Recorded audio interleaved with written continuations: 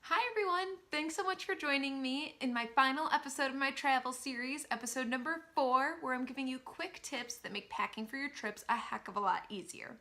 Now in today's final episode, I'm going to be going over packing for short trips. So specifically we're thinking work trips, maybe even a weekend trip.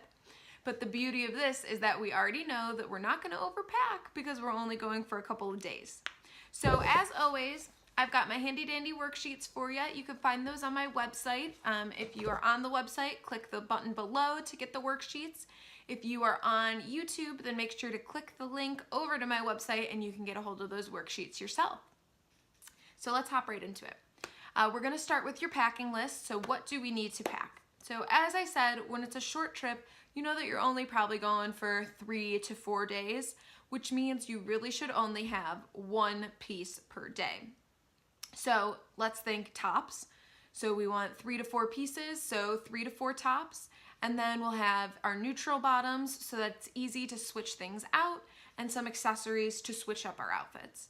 But the beauty of this is that if you chart out what you have going on, so you say, you know, I've got my business meetings during the day and I want to go out to dinner at night, then it'll really help you wrap your head around looking at your pieces and saying, okay, I like this top or this button down, but when I think about wearing it for dinner, I wouldn't actually pair it with jeans. So let's look back and pick something that you could wear with jeans when you go out to dinner.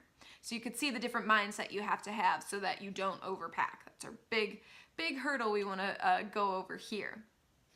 So like I said, also helping when you pack, something that you'll see all on these worksheets is neutrals, neutrals, neutrals.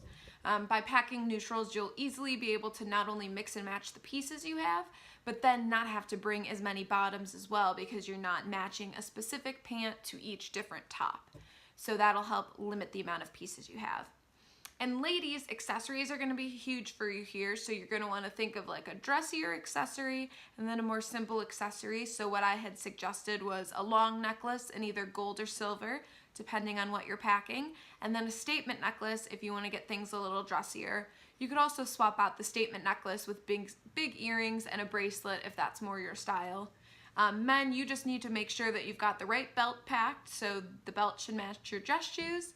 And that you've got enough undershirts. I feel like my husband always forgets to pack undershirts or one of those little accessory details for men. So I always try to remind him of the belt and the dress undershirts. So keep those in mind.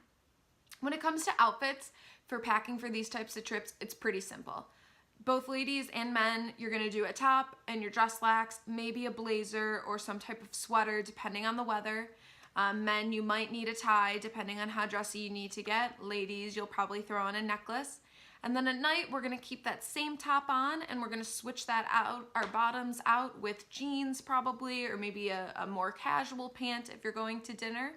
Ladies, you also have the option of a dress, so if you don't want to bring as many tops because you want to wear a dress, then you have that opportunity too. But it's pretty simple, pretty basic, so you can pack lean, which is the goal.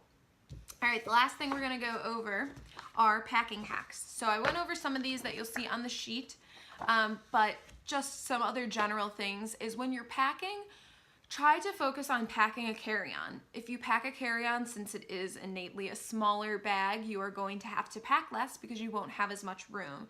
So this will really help limit you. Another way to limit and avoid overpacking when it comes to packing for these trips are to not pack as many shoes. So I feel like when it comes to shoes, sometimes you can feel like, well, I need this pair and this pair and this pair. When in reality, if you pack a neutral version of your dress shoe and a neutral version of your casual shoe, you could wear it with all your outfits and then you don't have to pack as much because shoes typically take up a lot of space. So that's something to think about. Another packing hack, especially if we're on business trips, which are what our short trips are mostly like, is about packing the types of clothes that are going to be easy to fold and not get so wrinkly. So men, look for button downs that specifically say wrinkle resistant. That's great for you. Ladies, any of your polyester blouses should be good to go. They shouldn't wrinkle on you too much there. But I do recommend folding instead of rolling. That'll help decrease the amount of wrinkles.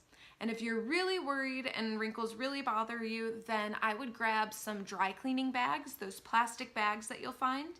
If as you fold, you put those bags in the creases of the folds, it'll help eliminate the creases and the wrinkles. So that's something to think about if you're really worried about wrinkles and don't want to have to deal with it.